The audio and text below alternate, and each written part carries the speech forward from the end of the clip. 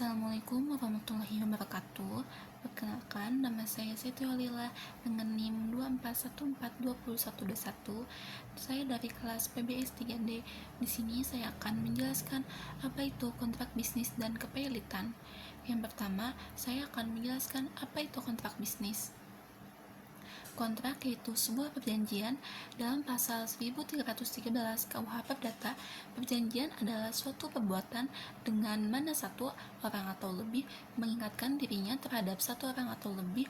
Hubungan antara orang tersebut adalah suatu hubungan hukum di mana hak dan kewajiban di antara para pihak tersebut dijamin oleh hukum.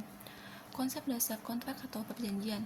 Istilah kontrak sering disebut perjanjian. Kontrak adalah istilah modern yang paling luas digunakan. Hukum yang mengatur kontrak disebut hukum kontrak atau hukum perjanjian. Pasal 1313 KUH Perdata ialah perjanjian adalah perbuatan mengikatkan diri antara dua pihak. Pendapat para ahli, pendapat para subjekti, perjanjian adalah peristiwa saling berjanji antara dua orang. Kemudian ada J. Satrio, perjanjian adalah kumpulan perikatan yang mengikat para pihak. Kemudian ada Salim HS, perjanjian adalah perbuatan hukum berdasarkan kata sepakat untuk menimbulkan akibat hukum. Pelaku hukum bisnis dalam perjanjian. Pelaku bisnis disebut subjek hukum, kemudian subjek hukum, orang atau manusia atau badan hukum. Subjek hukum memiliki hak dan kewajiban. Contoh, perjanjian jual beli menimbulkan hak dan kewajiban bagi kedua pihak. Bentuk perjanjian dapat dibuat secara lisan atau tertulis. Dalam praktis bisnis, umumnya dibuat tertulis. Beberapa perjanjian wajib dibuat di hadapan notaris, misalnya hibah, pendirian perusahaan. Perjanjian tertulis menjadi bukti kuat jika terjadi sengketa. Kemudian ada syarat-syarat perjanjian pasal 1320 KUH Perdata. Definisi kepilitan.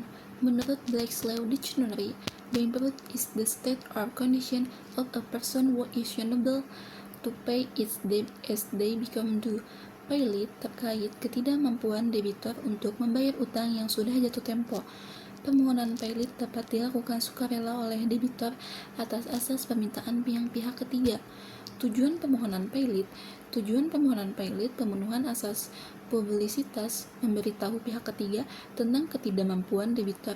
Pengajuan pilit dilakukan untuk memberitahu keadaan debitor kepada pihak yang berkepentingan. Konsep pilit dalam ekonomi. Pilit dalam ekonomi dapat dipahami sebagai sitaan umum terhadap seluruh harta debitor, bertujuan untuk perdamaian antara debitor atau kreditor, pembagian harta secara adil. Syarat-syarat pilit: adanya utang, salah satu utang sudah jatuh tempo, salah satu utang dapat ditagih, persamaan antara konsep kepilitan Barat dan Islam, ketidakmampuan debitor membayar utang, aset lebih kecil dari utang. Pihak terkait dalam kepilitan: pemohon pilit, debitor, kreditor, kejaksaan, Bank Indonesia, OJK, Badan Pengawas Pasar Modal. Debitor pilit, pihak yang dimohonkan atau mengajukan permohonan pilit. Kurator, bertugas mengurus dan membereskan harta debitor pilit.